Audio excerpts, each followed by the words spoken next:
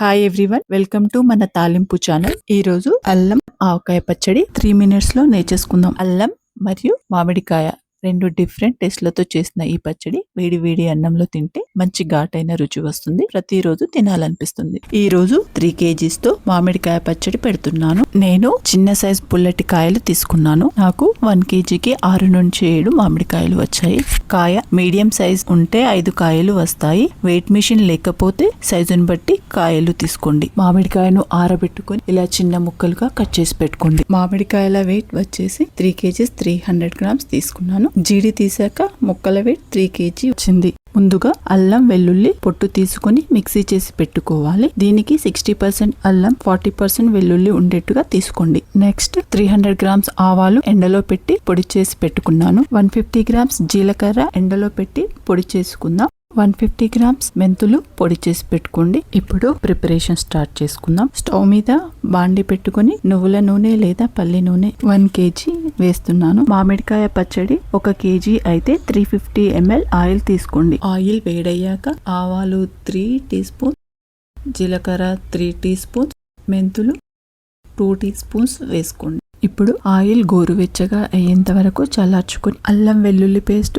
పసుపు వేసుకోవాలి. 1 kg మామిడికాయ పచ్చడికి 1/2 kg అల్లం పేస్ట్ వేసుకోవాలి. 3 kgs పచ్చడి కనుక 3 cups అల్లం పేస్ట్ వేస్తున్నాను. మెజర్మెంట్ కోసం రైస్ కుక్కర్ కప్ తీసుకున్నాను. అందరి దగ్గర ఈ కప్ అవైలబుల్ ఉంటుంది కదా అని ఇలా కలుపుకొని తాలింపును రెడీగా పెట్టుకుందాం. ఇప్పుడు ఒక స్టీల్ బౌల్ తీసుకోండి. 3 kgs అల్లం మామిడికాయ పచ్చడికి టోటల్ 600 grams సాల్ట్ వేసుకోవాలి. 1 cup సాల్ట్ వెయిట్ వచ్చేసి 200 grams. బోడాగా ఉండేలా రైస్ కుక్కర్ కప్ తో సాల్ట్ వేసుకోవాలి. కారం వచ్చేసి 3 cups నిండుగా వేసుకోవాలి. 1 kg పచ్చడికి 125 grams కారం వేసుకోవాలి. 3 kgs పచ్చడికి 375 grams కారం వేశాను. ఆవ పొడి వచ్చేసి 1/2 cup లేదా 6 teaspoons వేసుకోండి. జీలకర్ర పౌడర్ 3 spoons వేసుకోవాలి. మెంతి పౌడర్ కూడా 3 kgs పచ్చడికి 3 spoons వేశాను.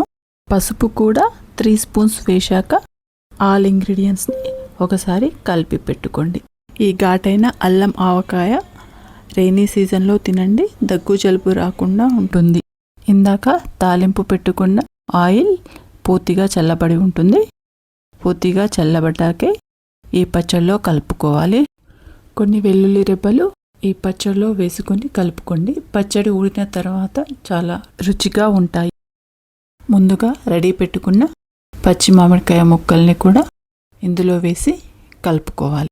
ఈ ముక్కలకి ఉప్పు కారం పట్టేట్టుగా బాగా కలుపుకోవాలి. పచ్చడి ఎక్కువ రోజులు నిల్వ ఉండాలంటే తడి తగలకుండా చూసుకోవాలి.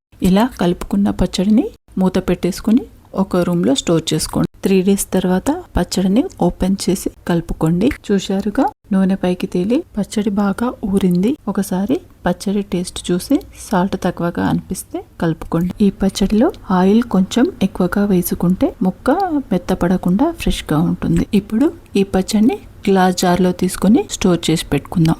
ఎంతో టేస్టీగా ఉండే అల్లం ఆవకాయ పచ్చడి రెడీ.